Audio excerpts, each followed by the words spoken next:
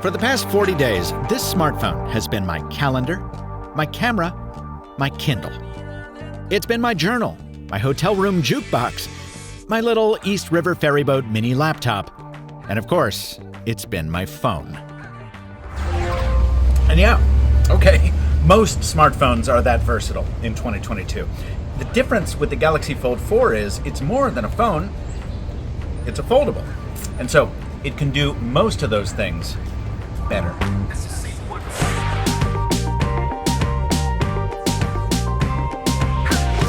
The reasons why are no different than they were for the Fold 3 or the Fold 2 before that. It's a phone that turns into a tablet. In his own review, Kevin the Tech Ninja reinforces a point I've made time and again. The phone literally makes me use my computer less, and it lets me be more creative in ways that I want to use my phone. I mean, the added utility of a foldable is no great mystery. And this year, there's less mystique than ever before, because Samsung was content to cram new cameras and capabilities into, essentially, last year's casing.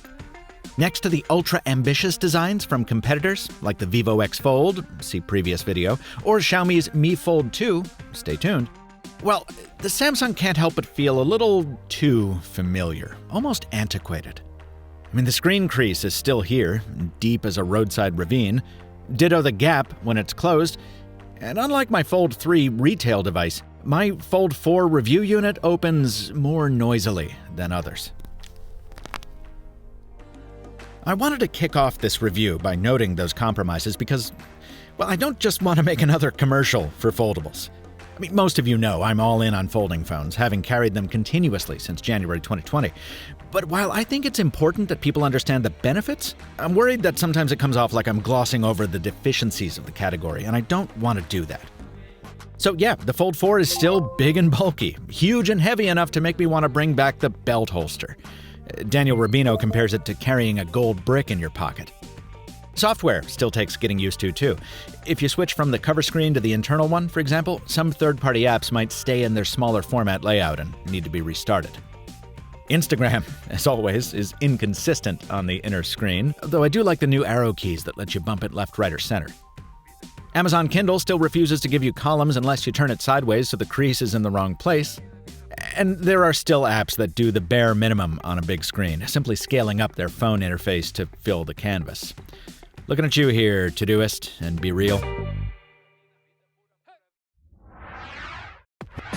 The good news is that these long lamented pain points are finally getting better, and the Fold 4 is actually good enough at multitasking to make me actually want to use two apps at once.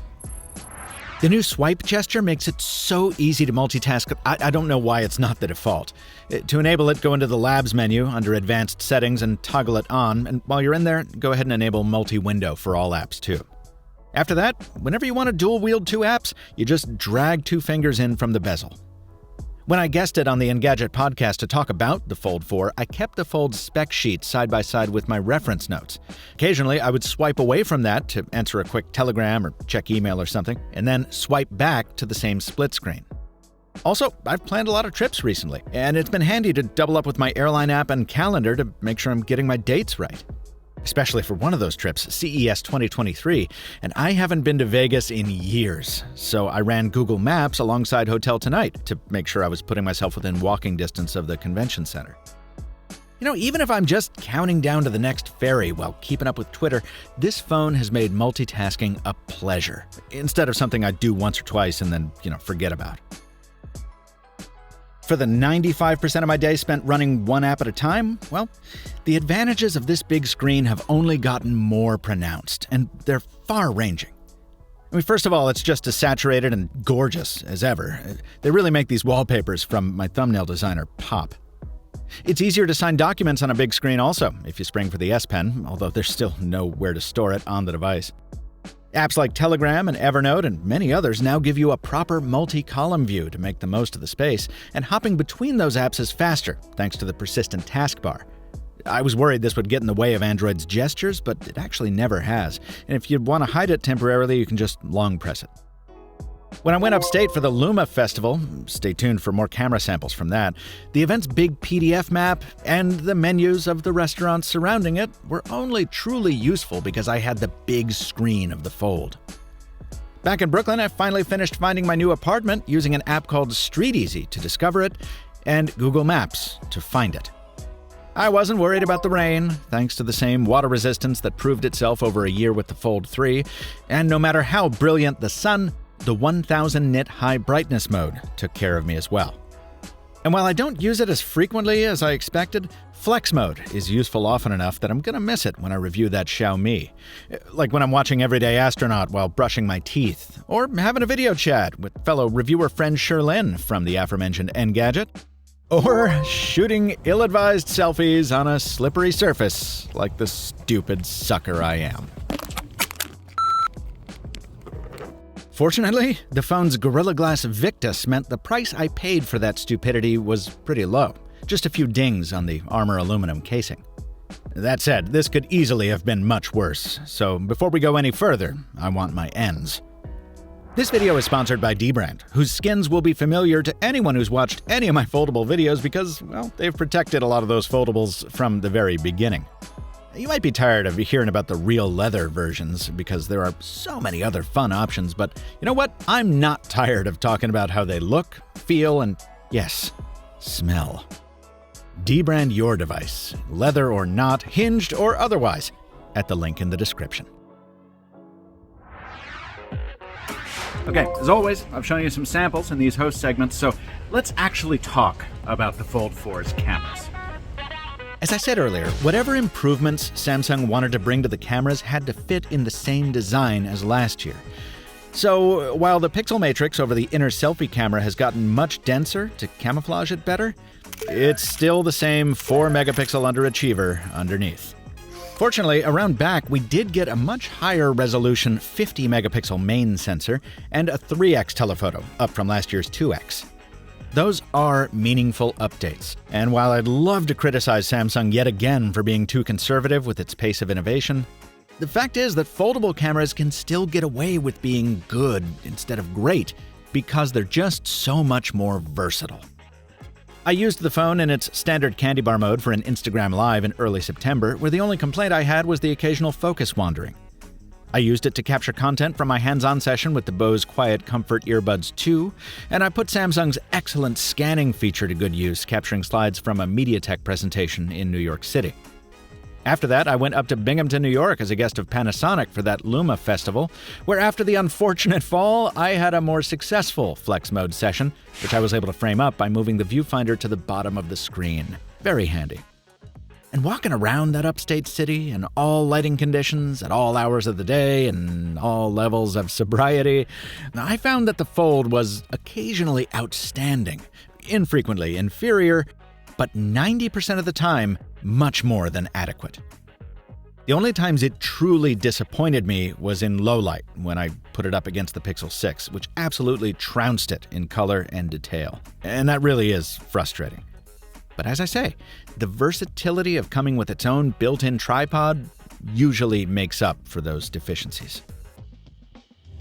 This is what I call a challenging lighting condition.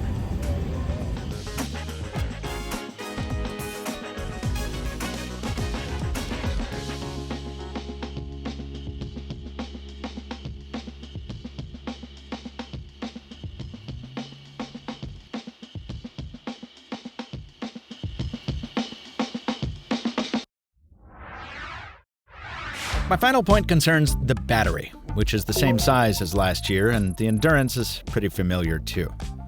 On a heavy day with 90 minutes of voice calls, constant texting, lots of maps and ferry tickets, and Evernote and Google Docs, I hit the 50% mark less than 5 hours after taking it off the charger. Granted, that is a punishing workload, and thanks to a more efficient processor, it's slightly better endurance than the Fold 3 could claim. But this phone, more than any other, is meant to be used. Its big screen begging to be put to work. So it's a bummer that you might need to carry a battery pack to use it to its full potential, and that you still need to settle for 25-watt charging when you do. Considering we're only 3 years into foldables being a thing, it feels strange to already be at the point where we're criticizing new releases for being too iterative. And as I've said many times, I'm genuinely longing for Samsung to bring us Galaxy Fold Ultra that includes a lot of those super high-end features that competitors are cramming into their foldables overseas. Instead, Samsung doubled down on what was already working and gave us an improved version of last year's phone at the same exact price. And my thoughts on that price are the same as they were last year, too. Sometimes you get what you pay for. If you want a phone that does a million things, buy any smartphone. But if you want a phone that does 1,000,001 things and gives you the space to do all those things more comfortably, the Galaxy Fold 4 is in a class by itself. This video was produced following 40 days with a Galaxy Fold 4 review sample provided by Samsung, but as always, the manufacturer had zero creative control, editorial input, or even an early preview of this content, and it provided no compensation in exchange for its production. Special thanks to Verizon for providing the review sim used during my testing, and if you're wondering how well or poorly the Fold 4 might age, well, I spent a year with the Fold 3, and I made a review about it. Check out that video. On the same channel, you'll see coverage on the Motorola Razr 2022, the Xiaomi Mi Fold 2, and the iPhone 14 Pro. All coming soon to the Mr. Mobile on YouTube. Until next time, from Michael Fisher, thanks for watching.